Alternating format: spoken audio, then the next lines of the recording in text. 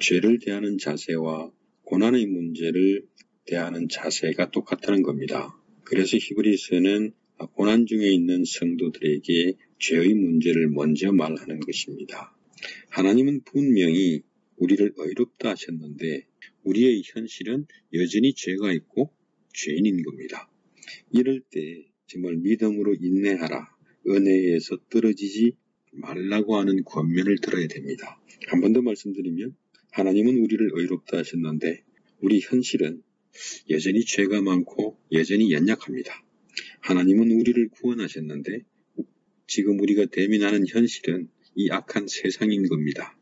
우리가 여전히 연약하고 우리 안에 여전히 죄가 왕성하게 활동하고 있기 때문에 우리는 예수 그리스도의 십자가를 의지해서 하나님 앞으로 나아가야 됩니다. 이것이 믿음의 인내라는 거죠. 이것이 우리로 하여금 은혜를 지속하게 합니다. 죄의 고통과 수치를 안고 정말 반성으로 끝나는 것이 아니라 믿음으로 인내해야 된다. 은혜를 지속해야 된다는 것이죠.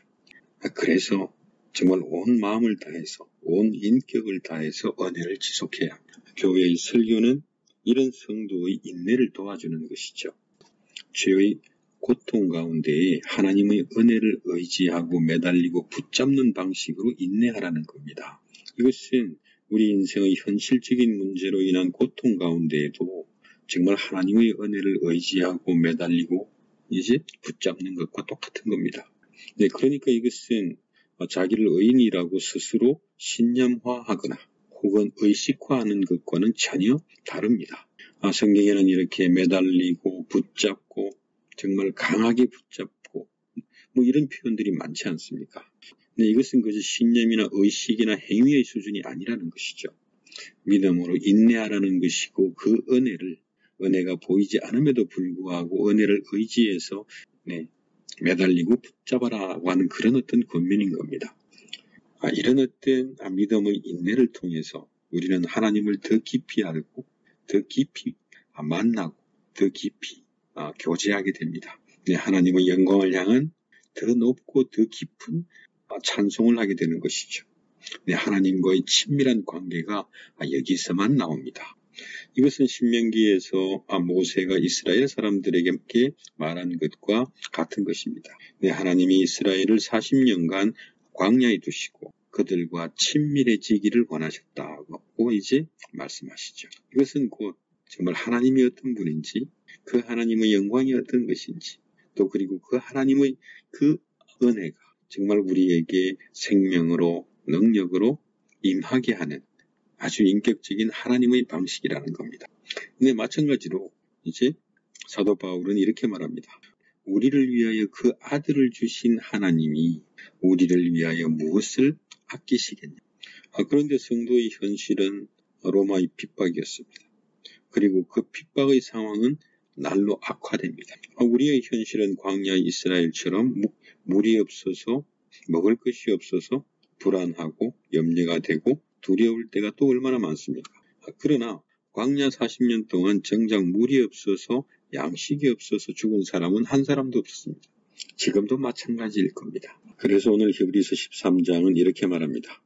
로마의 핍박으로 인해서 정말 먹고 살기가 힘들어서 그렇게 허덕이고 있는 성도들에게 형제들을 위하여 아낌없이 주라고 명령하십니다. 형제 사랑을 지속하라고 하는 것이죠. 형제 사랑이라고 하는 것은 이제 헬라어로 필라델피아, 미국과 유럽에 이렇게 보면 필라델피아라고 하는 이제 이름을 가지고 있는 도시들이 꽤 많이 있죠. 지금 성경은 히브리서는 필라델피아를 계속하라는 거예요. 필라델피아라고 하는 말은 형제들의 필요를 채워준다는 것이죠. 먹고 살기조차 힘든 성도들에게 필라델피아를 계속하라는 겁니다. 이건 율법이 아닙니다.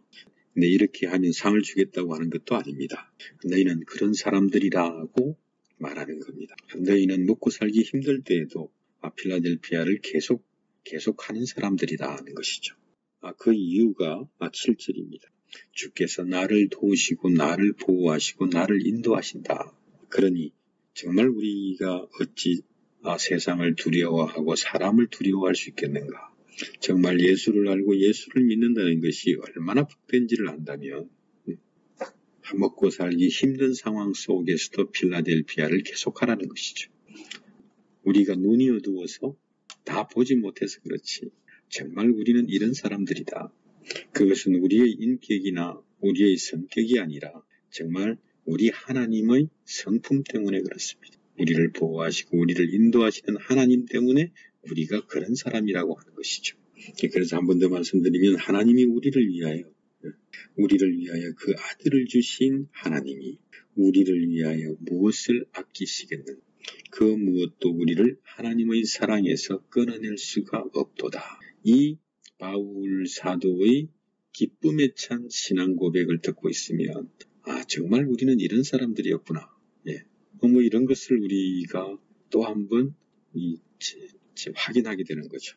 그럴 때마다 마음이 넓어지고 마음이 풍성해지지 않습니까? 지금 내가 어떤 상황 속에 있든지 간에 내 마음이 넓어지고 내 마음이 풍성해지지 않습니까?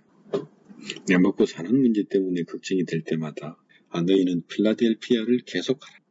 이 말씀을 한번 묵상해 보십시오. 내 걱정과 염려의 그 자리가 기쁨의 자리가 되고 정말 하나님의 영광을 대면하는 자리가 될 것입니다. 우리 주 예수 그리스도 안에서 은혜와 평강이 풍성한 인생 되시기를 예수님 이름으로 축원드립니다.